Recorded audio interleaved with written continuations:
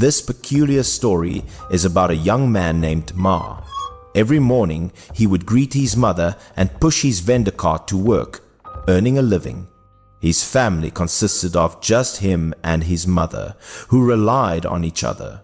The old mother would always tell her son to maintain a peaceful demeanor when selling, and he would filially reply. Ma made a living with a small noodle stall. He worked hard from dawn until dusk, earning just enough to get by. Though he was over 30, he was still unmarried. Despite his poverty, Ma was a very honest and kind-hearted person. He never cheated in his business and was always cheerful and friendly to everyone. Because of his kindness and sincerity, his small noodle stall was loved by many people who frequently came to support him. He always saw off his customers with a smile. Not only that, but Ma also had a warm heart and was always willing to help others. He never hesitated to lend a hand when he saw someone in need. Whenever he saw someone struggling, he would readily help without a second thought for his own gain. His kindness made everyone around him fond of him. Every day after he finished selling, he would take the leftover noodles, which were not as presentable but still delicious, and save them for those who were poorer than him. He often brought the leftover food to beggars on the street, sharing his meager warmth with them without any contempt.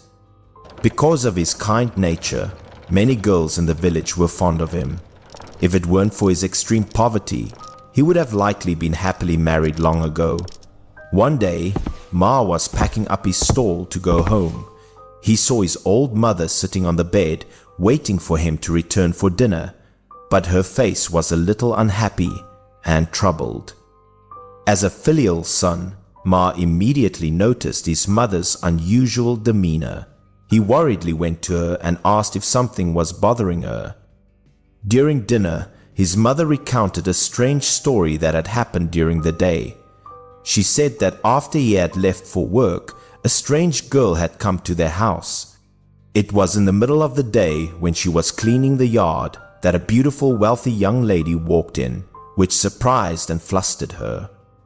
The strange girl said she had been fond of her son for a long time and wanted to marry him, a proposal that completely astonished his mother. Ma's mother felt it was not a match. She believed her family was poor and unworthy of the girl's noble status, so she refused. She thought that for such an important matter as marriage, there should be a proper matchmaker, and a girl should not come to the man's house herself to propose.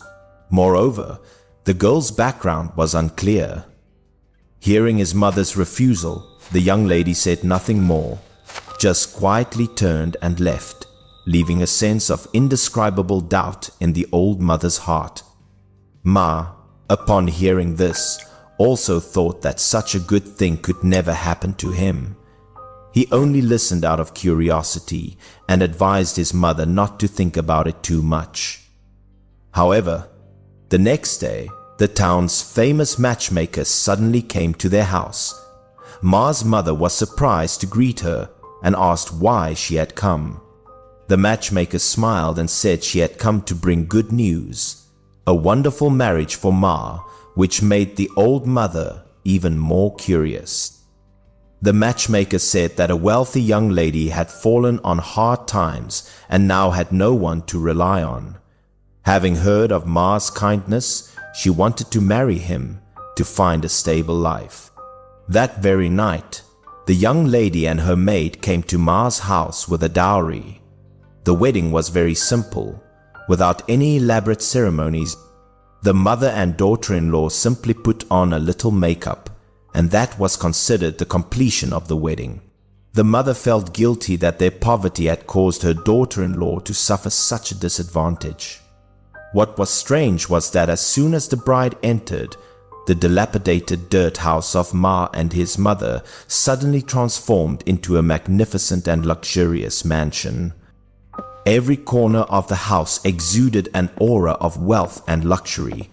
The old dirt walls were replaced with precious wood, and the furniture became exquisite and expensive. On the table, simple country food turned into lavish delicacies. The coarse cloth clothes on the mother and son also transformed into silk and brocade, which left them utterly astonished. From then on, the lives of Ma and his mother changed completely. Every day they ate fine food, wore brocade clothes, and lived a life of wealth. However, there was one strange thing.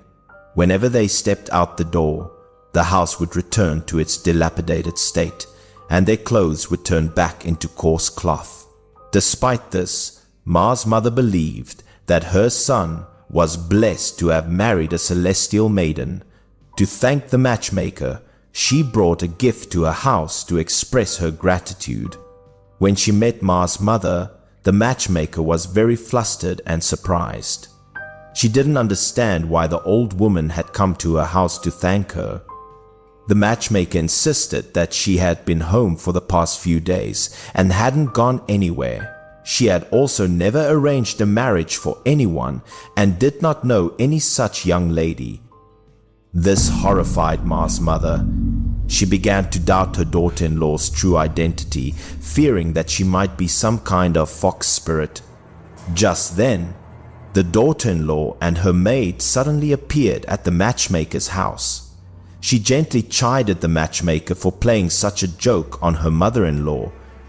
She said that because the wedding was so rushed, she hadn't had a chance to invite the matchmaker, and now she had come to thank her. She also gave her a bamboo back scratcher as a gift. When the matchmaker took the stick, she was astonished to find that it was made entirely of pure silver. Overjoyed, she went along with the story and accepted the credit for the matchmaking. After resolving the misunderstanding, the mother and daughter-in-law left, feeling relieved.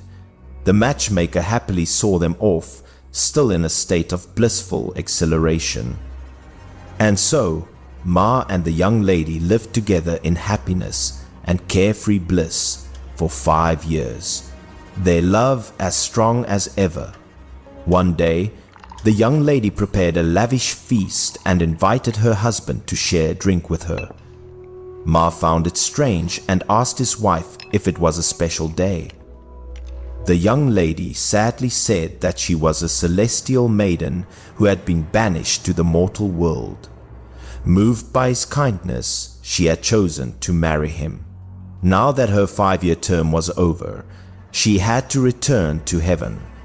Ma just laughed and thought his wife was drunk and talking nonsense. He didn't believe in such fantastical stories of celestial beings and spirits. The wife continued to instruct him, saying that their time together had come to an end. In the future, he would marry another woman, have 2 sons, and live to be 80 years old. With that, the wife gently floated into the air. It was only then that Ma realized his wife's words were all true, but it was too late. He frantically called out his wife's name in vain, but her figure had already vanished.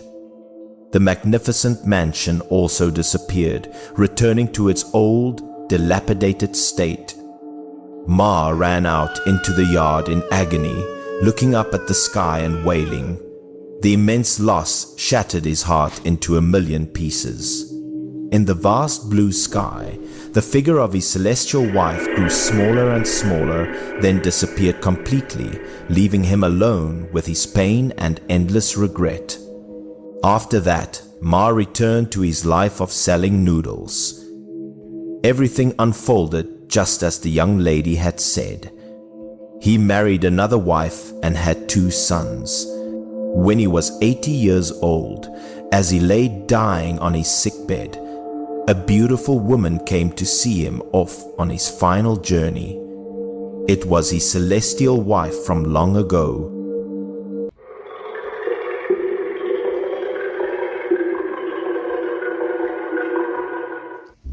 As someone who's addicted to fishing, I've always enjoyed talking about it, except for one instance when something inexplicable happened. I'm referring to when my friend and I experienced something odd during a night of fishing. It started when Ben and I went night fishing on the river. It must be said that Ben was a skilled fisherman, and whenever he caught a fish, its size was usually bigger than average.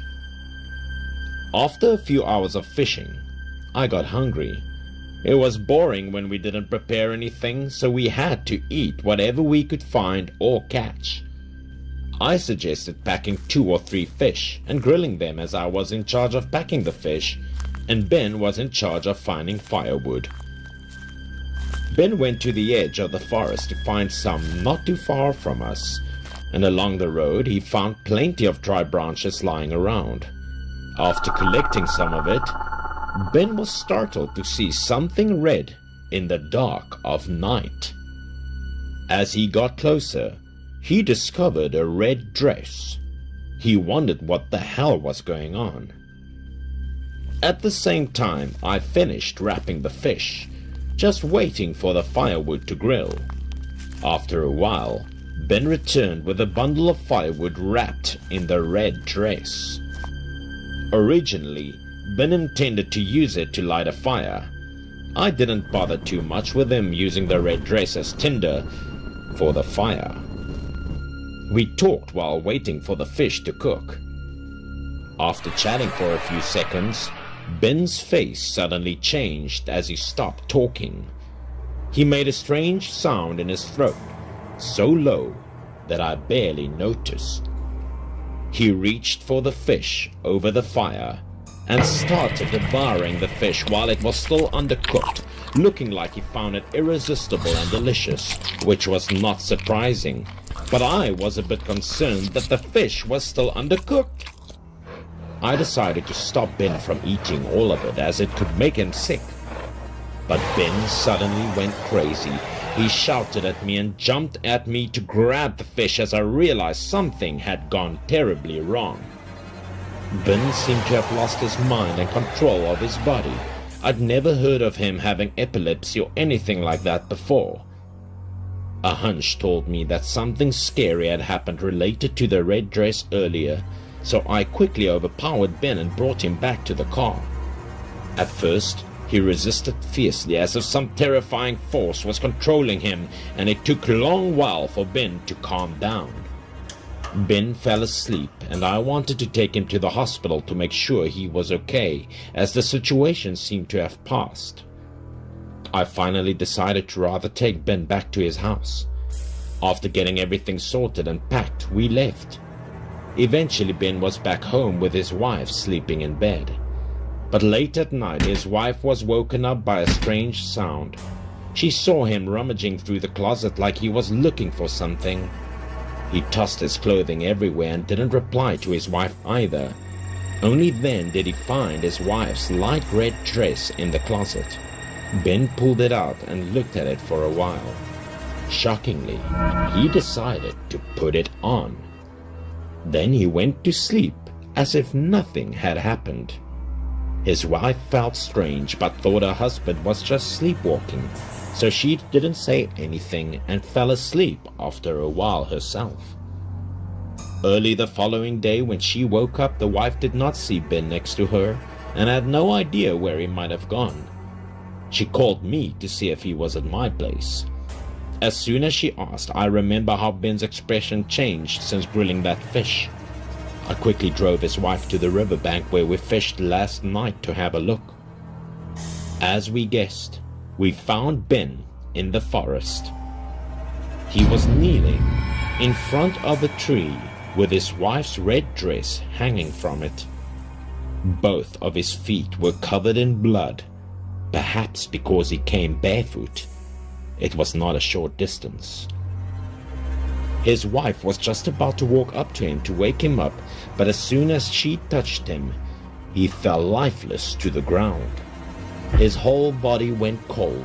His skin was also red and raw, his breath extremely weak, and his condition seemed critical. I decided to drag Ben back to the car. His wife wanted to take back the red dress, but I immediately stopped her. because I understood that there was a link between Ben and this dress.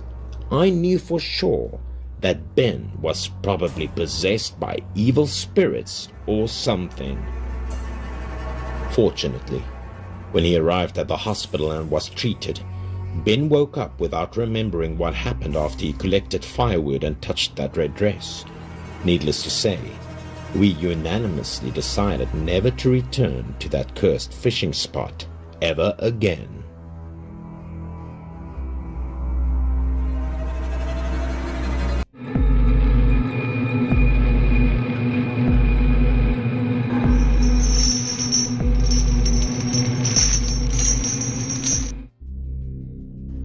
My uncle is almost 80 years old this year. He is a very famous doctor that everyone in the village knows, and this story is what he told me. It was a day in the late 1980s. It was so hot that my uncle couldn't sleep, so he opened the main door and window to let some air in. His house did not have a television or computer. Without electricity, most people would go to bed early every night. When my uncle looked at the clock, it was almost midnight. The heat had subsided a bit, so he put his book back and prepared to go to sleep. As he was about to go to bed, he heard a hurried knock on the door outside. He knew that someone might have been sick to suddenly come in the middle of the night to find him, so he would hurry to open the door. In front of him was a young man around his age, with a face concealed in the dim light. But he guessed that the two of them were from the same village. They were just not familiar with each other. Because of his working habits, he was not really in the mood to look at people, but this attention was always on the wound or what was wrong. He shined an oil lamp near the man's arm to examine the wound. He was surprised to find out that it was a fairly deep wound, triangular in shape, like being poked by an iron object. It looked like a part of the flesh was lost. Although there was no bleeding, my uncle also frowned because this wound was showing signs of necrosis and changed quite badly. Having said that, he led the young man into the house to examine the wound further. He was definitely afraid of the wound getting worse, so he only said that he would try his best to give him first aid. For the rest of the treatment, the man had to go to the hospital. When the man heard that he had to go to the county for treatment, his expression was a bit strange, as if he didn't want to go far. My uncle thought he was just like the other villagers here and did not pay much attention to this illness, so he shook his head and went inside to get his tools. He used alcohol to disinfect the wound, but the young man was a little evasive. My uncle assumed he was afraid of pain. He also comforted him for a while, then diligently cleaned his wound and began to stitch it up. He burned the sewing needles on the oil lamp, and to disinfect them, of course, as he proceeded to stitch the wound up. But what happened next made my uncle feel a little strange. As the needle pricked into the man's skin, he was afraid that the man would feel some pain, so he wanted to reassure him. However, he was worried. The man had absolutely no expression on his face, showing no pain, nothing, not even saying a word. My uncle then sighed, and in his mind he was thinking of how strong this man must be not to know any pain. Only then did he clearly see the young man's face under the oil lamp. The face was pale, like a dead person's. But he didn't mind it much, as he was focusing on stitching up the wound. He just thought that maybe it was because the man lost too much blood, so he was just like that at the moment. Sewing took about half an hour. It was temporarily considered finished. My uncle remembered that he sewed 8 stitches and waited for 2 more stitches on the outside to remove the thread. The man suddenly looked up at the sky outside, panicked, and even pulled out a needle with his own hand. He was looking extremely impatient. This stunned my uncle for a moment. He kept staring at the steel needle that had not yet been removed and the thread still on the young man's wound.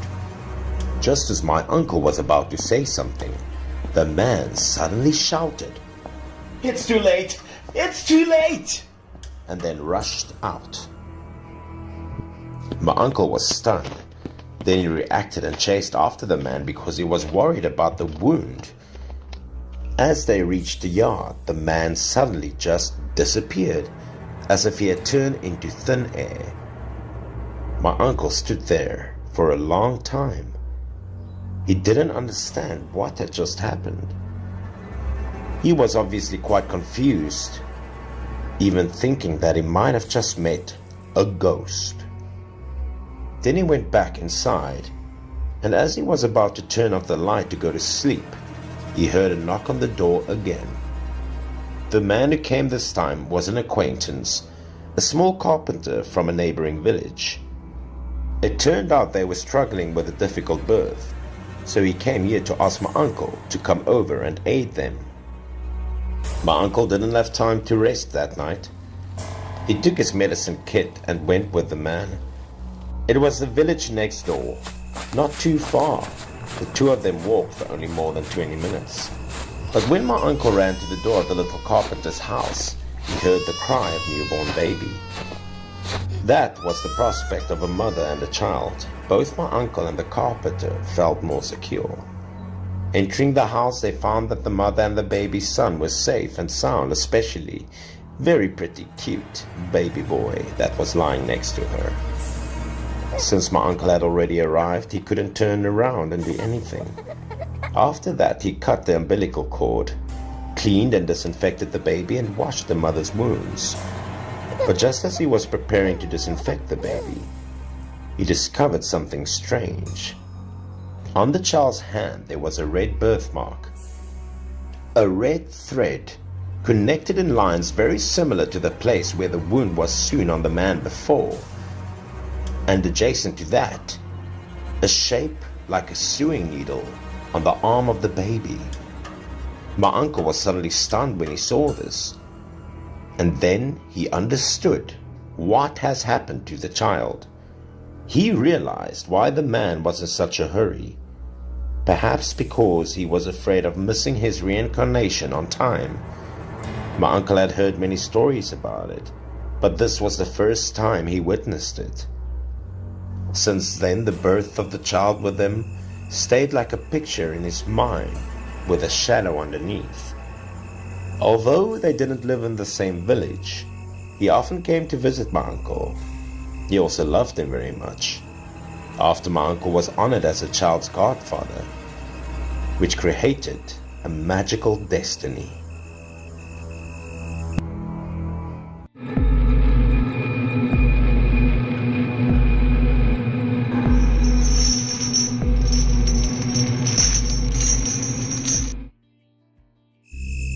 When I started university 5 years ago, my parents rented me a small flat in an old apartment building near the school.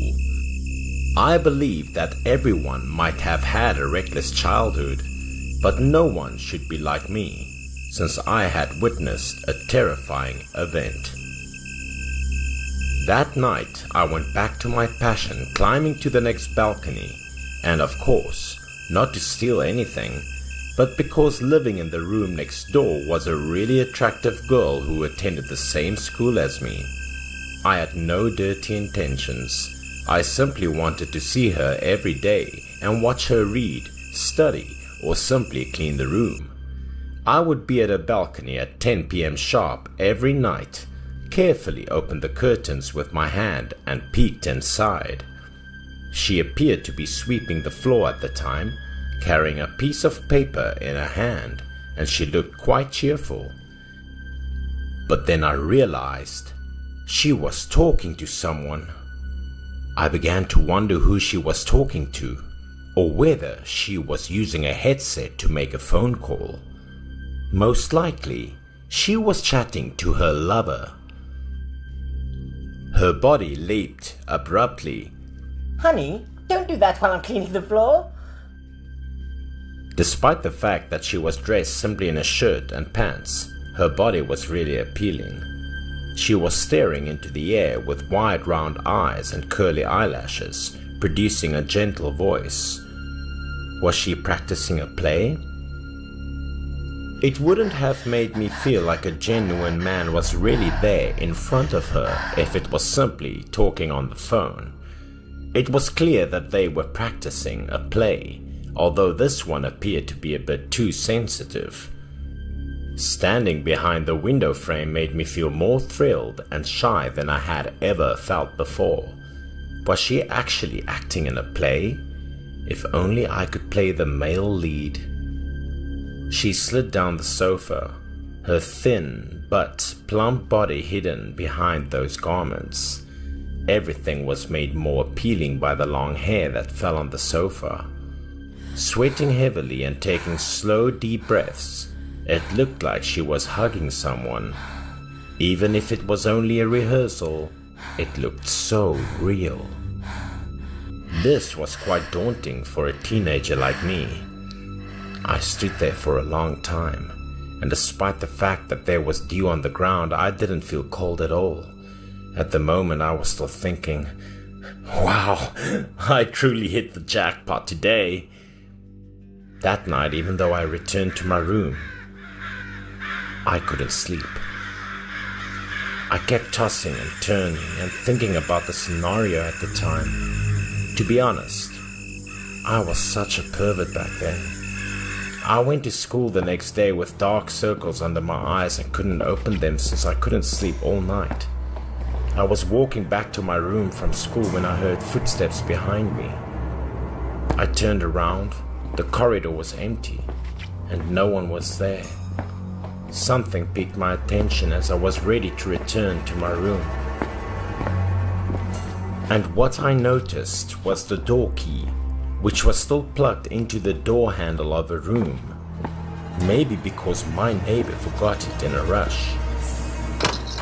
I was extremely curious to see how it would be like in her room, and how it felt to lay down on her bed. And it seemed that tiny monster in my mind had triumphed, since curiosity and intrigue compelled me to open it.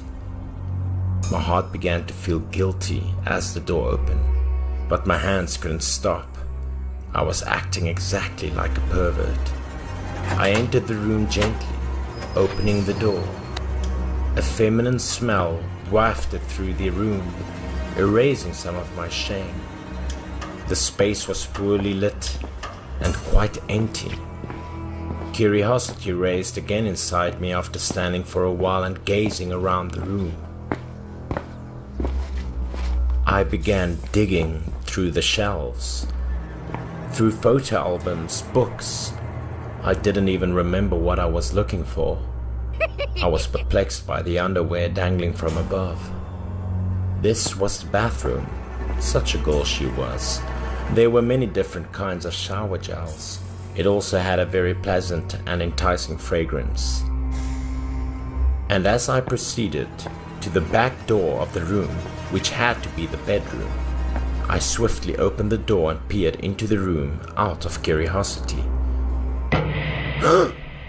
I'm sorry, I didn't intend to come in here. I was terrified because there was a man sleeping on the bed. Her lover, without a doubt. A tall man laying still on the bed appeared to be sleeping, and I might have jolted him awake. I'm sorry, please don't beat me. I didn't intend anything bad, I said loudly, hoping he would pardon me while hiding my face with my hands for fear of getting slapped. When I spotted the key on the door, I decided to bring it in and give it back to the owner, I said.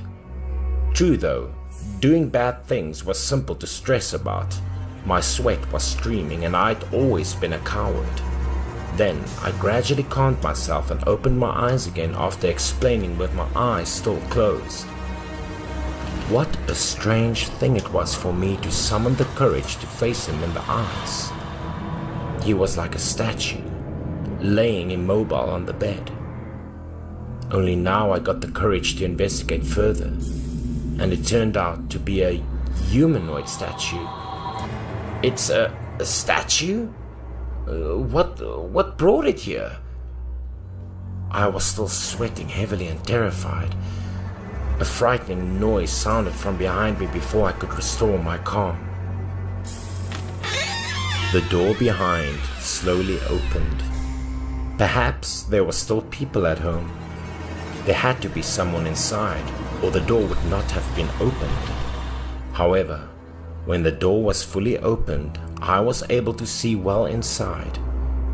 Oh, what a dreadful sight I would never forget.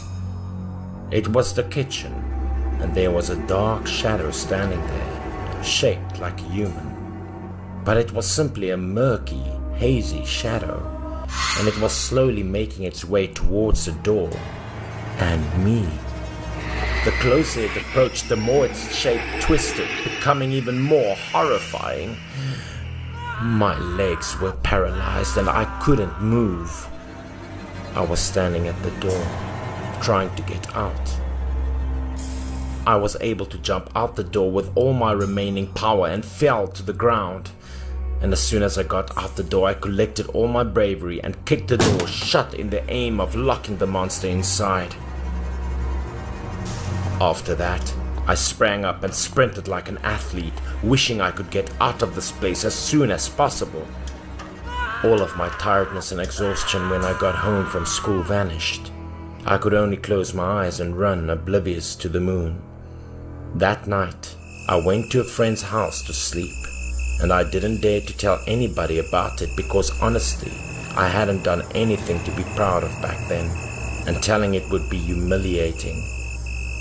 After a few days, I notified my school that I was going to live in the school dormitory, and now that I've had the confidence to tell you this narrative that I've kept concealed until now, I'm sharing it with you in this video.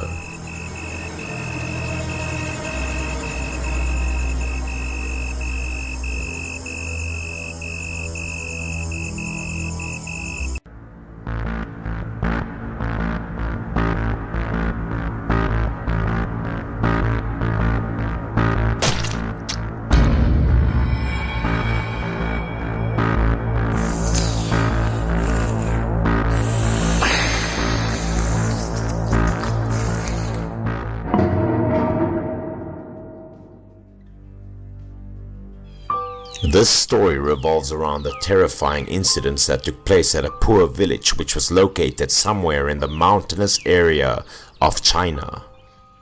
The protagonist of the story is a guy named Fong. He was a good-looking young man with gentle, likable character and was always hard-working. His daily job was to go mushroom picking in the mountains and then traded the mushrooms at the market. One day, as usual, Fong went to the forest on his own. The continuous rainfall that took place recently had allowed lots of mushrooms to grow. Fong picked the mushrooms carefully, checked them one by one, and then put them in the bamboo basket on his back. Then he made his way deep into the forest. As he was walking, he suddenly smelled a heavy scent. It gently drifted through the forest breeze. Fong was quickly dazzled by the lovely scent. He looked around and decided to follow his nose. The fresh scent led him to go further into the forest. Fong was amazed to find out that the source of this beautiful scent was actually from a wild flower. But this one was different, as it was the first time in his life seeing such a strange-looking flower. It looked similar to a lotus bud, with small petals that unfolded in circles, surrounding the white bud. The flower looked pretty similar to the jasmine since it had thin petals. The pistils in the middle still had nectar on them. The heavy scent released from the flower and the aura surrounding it immediately caught the man's attention. But what amazed him the most was there was only one special flower like this one growing up in the middle of this deserted forest. Out of curiosity, Fong approached the flower. The flower suddenly gave off strong unpleasant smell that made him cover his nose and step backwards. Later he found out there were large and long roots tightly tying the small flower, as if they were absorbing all the nutrients of the small plant. As he walked along the roots, he saw a bush nearby. He approached it and found out there was something mysterious hiding behind the grooves. Curiously, he grabbed the roots and pulled them out strongly, but there was something heavy affecting them and hence prevented him from doing it. Then the man came up with an idea. He followed the roots to see where they would lead him to. The amazement within him piled up as he realized the thing in front of him was not something in the underground. Actually, it was a pumpkin that had already been withered. From the top of the vegetable appeared a long root. it was also the one that made him curious the whole time. Fong couldn't hide the disappointment mixed with a bit of surprise on his face. He kept staring at the pumpkin, and wondered to himself how there could be a pumpkin that grew in such a strange way, and how bizarre it seemed to him. Fong walked close to the pumpkin. He realized it had the same size of a watermelon, but there were some dark spots on it that looked like they had been rotten. He carefully checked the pumpkin, then decided to take it home and sell it at the market later, as he assumed he could sell the vegetable at a good price. Or maybe he should show it to the villagers and to find out what type of pumpkin this one was. It wasn't an everyday thing to encounter with a pumpkin like this, hence the man was curious to see what it looked like inside. He put the pumpkin in his basket and then went down the mountain. On his way he was thinking that he would do this to the pumpkin he just found. He kept thinking about it up until he left the dense forest and returned to his village. Fong headed to the market. When he showed the pumpkin to the villagers, they quickly gathered round it to take a look of it. They asked where he had found it. Wow. Some was amazed to learn there was a pumpkin this big growing in the forest. They looked at it in amazement. A young man among the crowd suggested to Fong to put it up for auction, but another one told Fong to be careful with the pumpkin. The forest was considered a sacred place, and there was no chance for a pumpkin like this to grow in it. One villager suggested cutting the pumpkin in half to see what was inside it. Fong agreed with the idea. He held a knife in his hands and was about to cut it in the presence of the villagers. Suddenly a male voice came out from behind saying, "Stop it! Do not cut the pumpkin!" The villagers turned around. It was an old man standing at the end of the queue. Fong was surprised to the man's remark. He asked, "Why not cut the pumpkin?" The old man spoke in a sacred manner. "This spooky pumpkin has been cursed." The villagers talked to each other in a tumult of confusion. What if the old man was speaking the truth? Then Fong had brought bad luck to the villagers. Fong was extremely annoyed by what the old man had told him. He snapped at the man, saying what he just said was nonsense. The old man remained calm to Fong's anger. He looked at him and said that the pumpkin was not that normal and harmless as it might seem. Everybody was amazed to hear it. They asked how they could know the pumpkin was not normal. The old man recollected everything. He told the villagers a story that had happened to him years ago. In the old days, when the war broke out, the Japanese fascists had brutally killed off people in the forest. They tied up people who opposed them with a long rope and made them line up horizontally in front of the gun barrels. Then the commander would order the soldiers to shoot at them. After the noises of gunshots, blood was seen spilling everywhere. The scene was horrific and terrifying. The souls of those who tragically died at the forest were still there. They turned into blue balls of flame, wandering around the forest, therefore making the atmosphere at the place always gloomy and cold. The souls were sent to a wildflower since they were absorbed into it. The flower was very different from others. It was spooky and ghostly. As time passed by, from the spot of the wildflower grew a pumpkin, and it was the one that Fong brought home today. Actually, there were elsewhere in the forest that had wildflowers like it. The villagers were scared as they listened to the old man. Some told Fong not to cut the pumpkin as they believed what he said was true.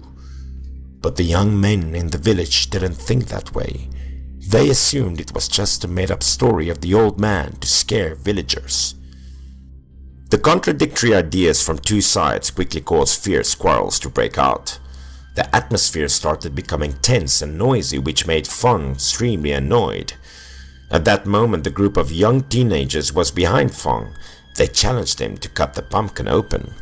The old man tried to talk him out of doing it. Then he turned around and walked away, yet not forgetting to say something before leaving. "One day you will regret for what you have done today." The old man's words kept echoing on his mind. He stayed silent and felt bewildered. However, out of curiosity, he decided to cut the pumpkin open. As he reached to a sharp knife, he looked at the pumpkin placed on the wooden cutting board. Without hesitation, the man cut the pumpkin with a great force. It immediately split in half, and a terrifying scene happened before the villagers' eyes. Blood inside the pumpkin splashed everywhere following the cut. The villagers were scared to death to see the scene. There was nothing but blood inside the pumpkin. Blood was spilling everywhere on Fong's body. Some couldn't even stand the fishy smell and had to cover their noses. The villagers blamed everything on Fong. They accused him of bringing ghosts to the village and he had to be held responsible for it. The villagers left after the incident. They left him standing there in bewilderment. That morning, the villagers had been scared out of their wits. They locked the doors as soon as they got home, not daring to go out due to the fear for encountering ghosts. And the horror had happened. That night, Fong couldn't sleep as he felt a burning pain all over his body. Despite not being scratched by anyone, pieces of his skin was peeled off and fell onto the floor. The smell of blood was all over his body. Fong felt itchy and extremely painful. It felt like there was some kind of invisible force slowly torn apart his layers of skin. In just a blink of an eye, the skin on the lower half of his face had been removed. Under the dim light, Fong got off his bed and took heavy steps. Fong was so scared and ashamed of his look. He covered up his face and went to the old man's house asking for his help. He assumed the old man must know something about the white flower and the pumpkin, and know how to cure this obscure disease. If the villagers found out about Fong having this rare disease, they would definitely force him to leave the village, and this worried him a lot. Fong plucked up his courage. He knocked on the door. A while later, someone finally came out to open the door. The old man gazed at Fong and asked, "What's happened?" Fong looked at the old man with his soulful eyes, then slowly pulled down the cover on his face, revealing the open sores. He then said it was the pumpkin that caused him to be like that. Seeing the ulcers on his face, the old man couldn't help but be shocked. He stood open-mouthed as he found out it was a pumpkin that caused this. The old man then told Fong to come inside his house. Fong was extremely frightened. He pleaded the old man for help. The old man gazed at Fong in disappointment as he had tried to warn him before, yet he didn't listen to him. He told Fong, "Crush the pumpkin into powder, then apply it onto the ulcers. They will heal in 2 hours. Fong was so happy to know that he could be saved at last, but he soon realized that he had thrown the pumpkin into the river this afternoon. The old man grabbed his flashlight, then told Fong to follow him to the forest for the antidote. He knew where to find a pumpkin that was similar to the one Fong had found. The two set out to the forest at midnight. Fong asked the old man, "How could you know so much about that pumpkin?" The man told him a story related to the curse of the pumpkin that had happened to him before. When he was young, Jan, his younger brother, had dealt with the same situation. The younger brother was just like Fong. He accidentally found a pumpkin in the forest, and then happily brought it home and showed it to the villagers. They gathered around him, amazed at the bizarre pumpkin. Jan happily brought it home as a gift for his wife. That night, he and his wife had small discussion over what to do with the pumpkin. The married couple and their son gathered around the pumpkin. They decided to bring it to the market and sell it for some money. Suddenly, there were knocks outside. The whole family was amazed that it was already late. They didn't expect to have a guest coming that late. A middle-aged man, formally dressed with a briefcase in his hands, came inside. The man introduced his name in a hoarse voice, but there was something unfriendly of him that made the whole family feel wary. The man said he came from the south and offered to buy the pumpkin. Seeing Jan being hesitant about his offer, the man continued by saying that the pumpkin was actually a spiritual one and he was willing to buy it at any price. Jan was thinking for a while. He wondered how the man knew about the pumpkin. The man said it could cure some incurable diseases and was extremely rare. The villagers had told him about the pumpkin and told him to go to Jan's house. Jan asked the man how much money he could pay for the pumpkin. The man raised his 5 fingers and offered to buy the plant at a high price, one that was beyond Jan's imagination. 500,000 won. Jan was shocked. It was a tremendous amount of money to him. The man convinced Jan to sell the pumpkin to him. He said the pumpkin could have a low value to Jan, but to him it was completely the opposite. A scenario of enormous wealth appeared right before the young man's eyes. The man continued by saying that he would help Jan become the richest man in the village if he agreed to sell the pumpkin to him. But Jan had to take him to the forest and show where the pumpkins like this one were. Of course, Jan would earn a high commission for taking the man to the place. Jan didn't hesitate to take the offer. Things happened so smooth that he didn't know what to do except gladly accepting it. But the man wanted to go to the forest right at that moment, which amazed the whole family, as it wasn't a good idea to go to the forest in the middle of the night. Jan refused to take him to the forest as he felt uneasy about leaving his wife and son at home this late. So he suggested to wait until the sun came up and then they would set off. But the man said he couldn't wait. He even offered to raise the price for the pumpkin if Jan agreed to take him to the forest immediately. Now Jan couldn't miss this once-of-a-lifetime opportunity. He agreed with the man's offer and said goodbye to his wife and son. Before leaving for the forest, he reminded them to lock the door and told them that he would be back soon. Then Jan and the man set off their journey. With a worrying expression on her face, the wife told Jan to be careful, as it could be dangerous to go to the forest this late. Jan reassured his wife, saying that he would be back home soon. The woman held her child in her arms and gazed at her husband with anxious eyes. She looked insecure as she sensed something mysterious about the man. The two watched Jan and the strange man walking their way to the forest, until their figure faded into darkness.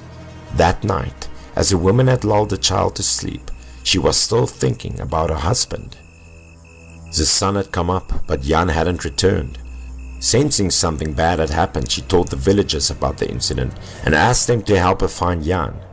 The villagers agreed to go to the forest to look for Jan and the mysterious man, as they also believed there was something dangerous and untrustworthy about the man. So they went to the forest. As they had arrived, they split into smaller groups and went to different directions searching for Jan. The villagers called out his name. Their voices resounded throughout the forest, but there was no answer from him. It was until noon, when everyone had been tired. A group of young men had witnessed a shockingly terrifying scene. Everyone was freaked out to see the scene before their eyes, as it was so brutal and dreadful. As Jan's wife rushed to the scene, she couldn't hold back her tears, bursted out crying loudly. The mysterious man had killed Jan. His body leaned against a tree, mouth opened in fear while the eyes were wide open. The wife rushed to her dead husband, hugged him while crying out in extreme pain. A gloomy atmosphere pervaded the whole forest. The villagers were determined to find the mysterious man to take revenge on him. There was a high chance that he was still in the forest. The villagers separated in smaller groups searching for the man. The intense and furious look was visible on their faces. One villager found a clue about the man. He kept searching. As the man walked for a bit longer, he screamed out loud and fell to the ground as if he had witnessed something truly scary. The other villagers rushed to see what happened. The young man pointed to the place where he had just seen the horrors. Everybody was shocked to see the scene before their eyes. The mysterious man had died. He laid next to the tree roots, mouth wide open just like Jan. However, he was still tightly holding the pumpkin that Jan had showed to the villagers. The expression on his face was bizarre yet horrifying. By the look of his face, one could easily tell the man had witnessed something truly scary, while he was keeping the pumpkin with him. Everyone was freaked out. In just a morning, the villagers had found 2 dead bodies in the forest. There was a strong likelihood that the man was killed by the ghosts in the forest. The villagers believed it was a fitting punishment for the man, as he had previously killed Jan in such a brutal manner. As the old man finishing telling his story, Fong asked him, "So what happens after that? Who was the mysterious man?" The old man calmly replied, "He was a grave robber from the south who specialized in trading spooky things." Fong expressed his amazement. "How did you know so well about the pumpkin? The old man then confessed that he was told about its magical uses by his master, but he never truly believed it. These spooky pumpkins could absorb the souls of dead people. Although they could cure many incurable diseases, they were extremely dangerous. The two then reached the end of the forest. At this moment, Fong realized that they had arrived at the spot where he found out about the pumpkin and the white flower. Both Fong and the old man saw the long roots laying on the ground. The old man reached to his pocket and pulled out a knife. He made a cut to one of the roots. From the cut, a white sap oozed out. The old man told Fong to apply the white sap on his face and the ulcers. The old man gazed at the tree roots. He looked worriedly. He believed if the tree roots were still developing, there would be other pumpkins growing in the forest. Then the man suddenly recalled having a book from his master that illustrated a way of removing these tree roots. He didn't expect that one day he would have to use it. The next morning, Fong went to the old man's house. The two carried bamboo baskets that were loaded with yellow powder, which was made by the old man himself. Then they set out to the forest again. As they arrived at the spot, the old man sprinkled the powder on the tree roots. Oddly, as the powder was sprinkled on them, the roots quickly shrunk and became withered. Fong also followed him to do the same. The tree roots altogether withered and died. The old man then took out an incense burner, then lit 3 incense sticks. He made an altar to honor the souls wandering in his forest, and also free them. The atmosphere in the forest suddenly became warmer and fresher. The two went down the mountain after finishing their work. In the forest, the tree roots once again were reborn. They wrapped around the big trunks and sprouted a white flower.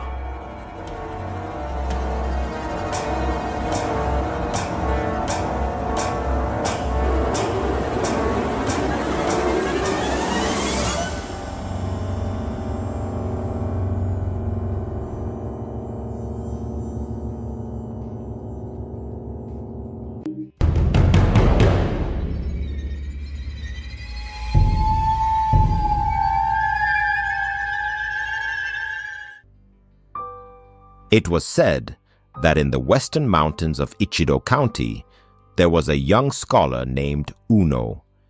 His family was not well off. His father had passed away early, leaving his blind mother to raise him with great hardship. Eventually, she even arranged a marriage for him. This was supposed to be a good thing. Uno thought that if he went out to earn a living every day while his wife stayed home to take care of his aging mother, he could feel at ease. Every time he left the house, he reminded his wife to prepare meals for his mother on time. But he had no idea that his wife was not as gentle as she appeared. She despised Uno's family for being poor. She felt that she could not enjoy any luxuries and was now stuck serving a blind old woman all day. She was so wicked that every time she cooked, she would spit into the food. Then, she would pretend to be a dutiful daughter-in-law and serve the meals to her mother-in-law. Uno knew his mother loved meat-filled buns, so every few days he would buy some meat and ask his wife to make them for her.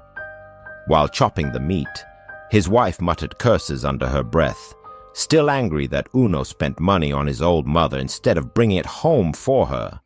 Then, seeing a cockroach crawling on the wall, a nasty idea came to her. She caught the cockroach, mixed it into the meat filling, and made the buns. Afterward, she served them to her mother-in-law. The old woman sensed that something tasted off, but didn't dare to say anything. She simply invited her daughter-in-law to eat with her. But in truth, the wife never ate the food she prepared for her mother-in-law. However, the old woman claimed the buns were too hot and said she would eat them later. She made up an excuse and sent her daughter-in-law away. Then, she secretly hid the bun and later told her daughter-in-law that she had finished eating. When Uno returned home, she took out the bun and asked him to check if something was wrong with it. Uno took a bite and immediately noticed the distinct foul smell of a cockroach. Tearing the bun apart, he discovered a large cockroach hidden inside. However, he did not dare to tell his mother about this. He simply told her that the meat had gone bad and promised to buy fresh meat to make new buns for her. That night, Uno was furious and wanted to scold his wife, but he feared his mother would hear and be troubled. So he simply went to bed with a face full of anger. His wife, knowing that her secret had been exposed, did not dare to go to bed. She kept pacing back and forth on the floor. Uno could hear her heavy snorting breaths and snapped at her. When she did not respond, he sat up to take a look, only to find that his wife was gone. Instead, standing by the bed, was a pig. Looking closer, Uno realized that the pig's hooves were actually human hands and feet. It was then that he was horrified to realize that his wife had turned into a pig. When the county magistrate heard of this, he ordered his men to parade her through the streets as a warning against unfilial behavior. The townspeople who witnessed the scene were terrified. Eventually, Uno brought his wife back home. Every day, he only fed her husks and rice water. He never remarried and personally cared for his mother until she passed away.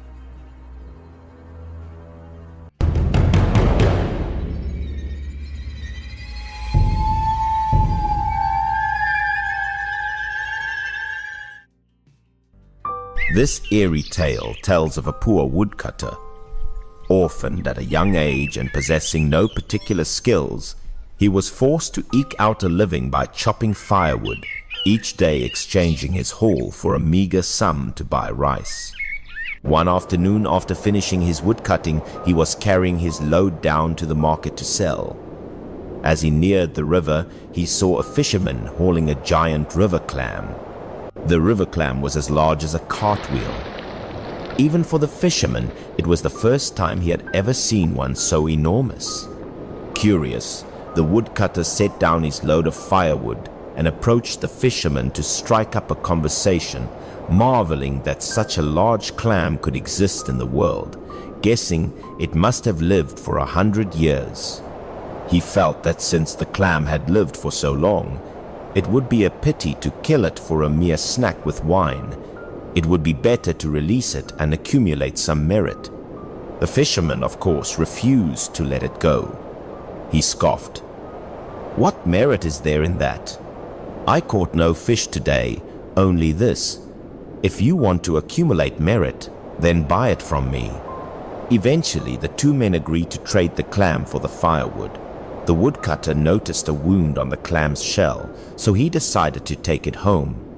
Instead of releasing it immediately, he placed it in a large water jar behind his house. The clam, upon meeting the water, quickly swam to the bottom. But a moment later, it hesitantly rose to the surface, as if to express its gratitude to the woodcutter. Seeing this, he said, "Stay here and recover for a few days. I'll release you once your wound has healed."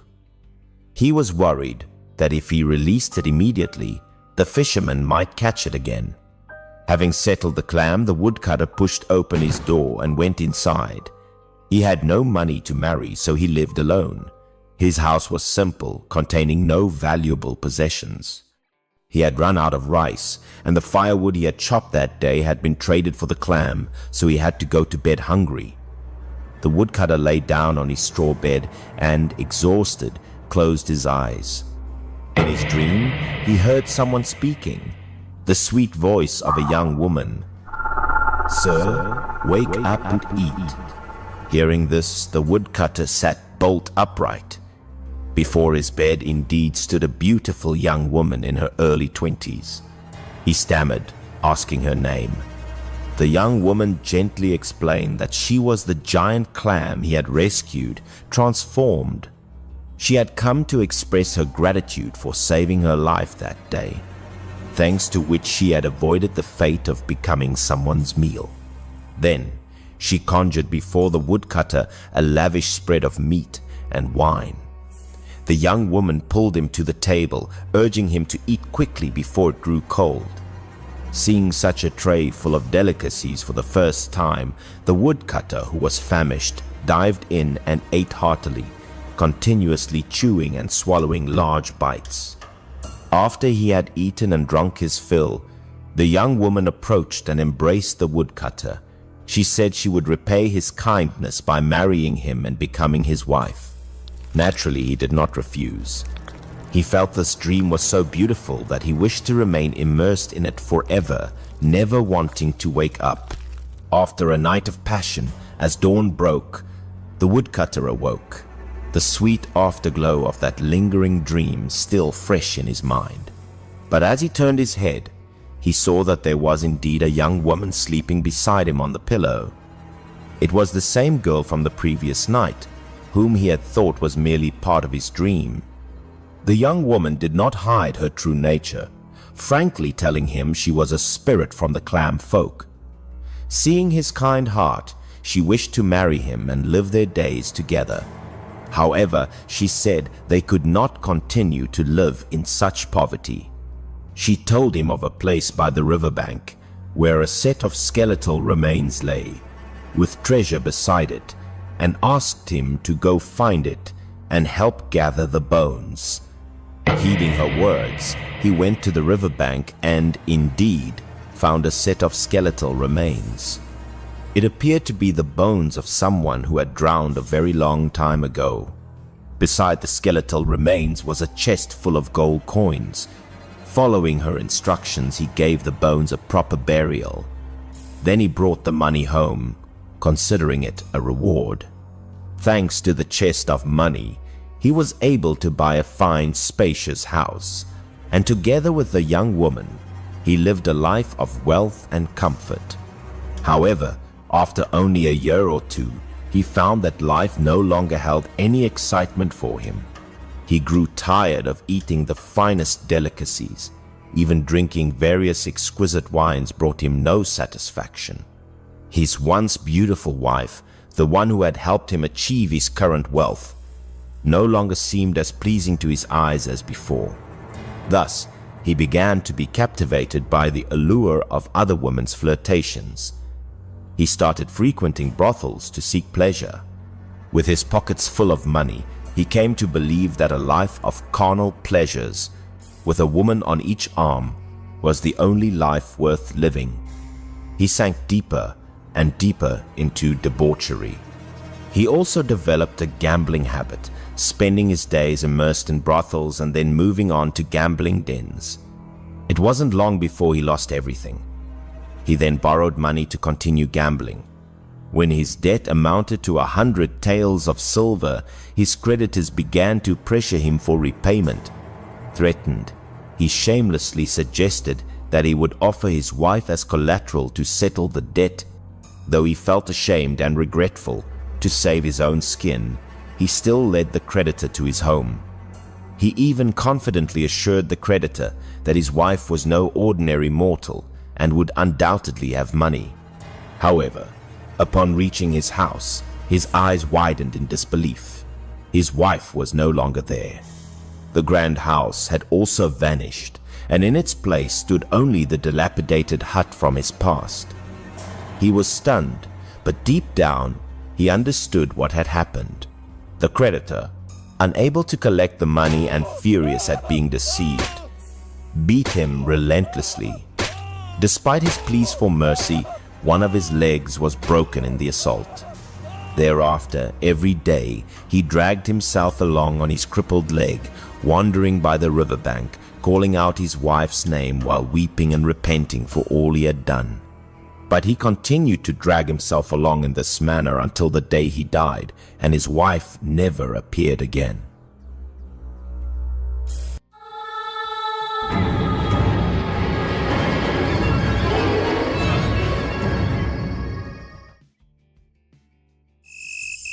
This scary story revolves around a young man named Lou, who had just graduated from college and was still unemployed.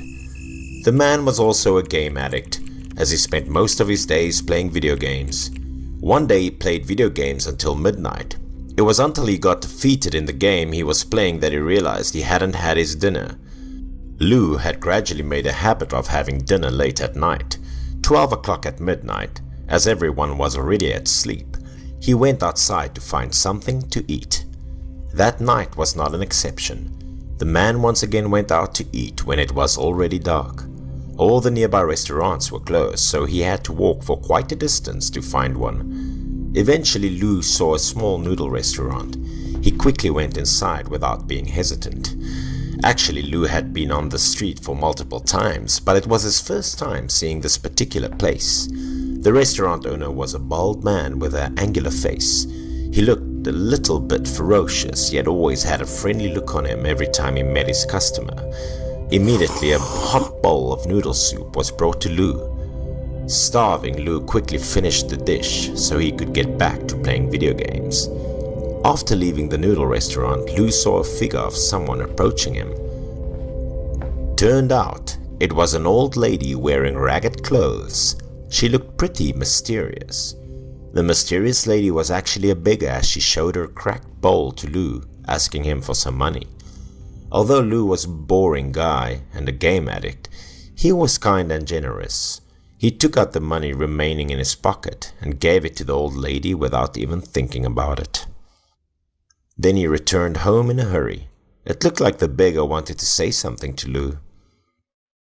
But oddly, on the following night, as Lou went to that noodle restaurant again, he saw the old lady sitting in front of the door as if she was waiting for someone. But what's worth noticing was, as Lou was about to get into the restaurant, she quickly got up and held his hand firmly, not letting him go inside. Her bizarre behavior startled Lou. His face turned pale as he thought the old lady might be mentally ill. Lou tried to push her arm, but the lady refused to let go of him. Not only that, what she said to him became more and more serious. Having no other choices, Lou had to talk to her. He couldn't understand why this old lady was acting in such a strange manner despite having just received his money yesterday. Seeing the uncomfortable expression on Lou, the old lady had no other choice but to tell him everything she knew. She muttered to him that the restaurant was actually a place of evil, therefore he'd better leave soon as possible. Of course, Lou didn't buy what the old lady was saying, as what she said actually made him reinforce his belief that she was not a normal person. After ordering a bowl of noodles, this time Lou no longer stared at his phone like he usually did, as he carefully looked around him yet found nothing suspicious. The ones around him ate their dishes with chopsticks. Some even raised their bowls to slurp the soup, just like him. After taking a good look around, he smirked and assumed that the old lady must not be right in the head to think this place was awful, then continued with his dish. There wasn't anything wrong since the moment Lou came in and left the restaurant, as he loved the noodle soup being served there since it suited his taste, and even considered going back to eat again. As Lou was on his way home, he once again encountered the old lady. Her behavior remained unchanged. This time he was definitely annoyed by her. He was under the impression that the old lady was mentally ill, so he yelled at her. "What do you want from me? I truly wish this would be the last time I saw you." But she didn't seem to be bothered by his unpleasant words. From the pocket she took out a small bottle that contained a green liquid and told him to apply it on his eyebrows to see the true appearance of the ones in the noodle restaurant. Having no other choice, Lou had to take the bottle since he didn't want to be bothered again, and then walked away. And the old lady, she was still standing there until she no longer saw his figure. That night, Lou was struggling to sleep as he was thinking about what the lady had said to him, so he got up and brought out the magical bottle. Suddenly he came up with an idea. Why didn't he give it a try to find out whether the lady had lied to him or not? The following night, Lou decided to go to the noodle restaurant again. While everyone was having their dishes, he took out the bottle, poured the liquid on his hand and then applied it on his eyebrows. He took a deep breath, plucked up his courage and then turned around to look at them. It was unknown what Lou had witnessed, yet his face immediately turned pale. Sweat were pouring. His whole body started trembling. The normal people he had previously seen somehow became lifeless corpses with white eyes and pale skin that were covered with scratches. Some only had their eye sockets. There were ulcers on their skins, and they hungrily ate the noodle soup, which looked disgusting. Lou quickly looked down to regain his composure, but what appeared before his eyes was even much more terrifying. Just by the look on his face, one could easily tell he had witnessed something truly disgusting. The thing in front of his eyes was a bowl of noodles that was filled with maggots. He couldn't believe that he had eaten them for the past 2 times he visited there. Scared, Lou tossed the bowl aside. He stood up and screamed in horror. The bowl of noodles got overturned, which caused the soup to spill onto the table. Lou's scream and behavior quickly caught the attention of those around him. They stopped eating as if all of them turned around and looked at him with their white eyes. But Lou didn't even bother to care about them. He quickly ran outside, yet accidentally bumped into someone on the way. It was the restaurant owner. He also looked ferocious and scary like the others in the place. He rolled back his eyes, clenched his teeth, and asked Lou, "Where are you going, young man? You haven't even paid for the soup." Lou didn't even care about his question, as the only thing appeared on his mind was to escape this scary place. He quickly rushed to the door, yet didn't expect the door to be closed, so Lou couldn't do anything else but to stop despite being trembling scared. As he was about to pay for the soup, the restaurant owner violently grabbed his arms. At that moment, he felt like his arms had already been cut off.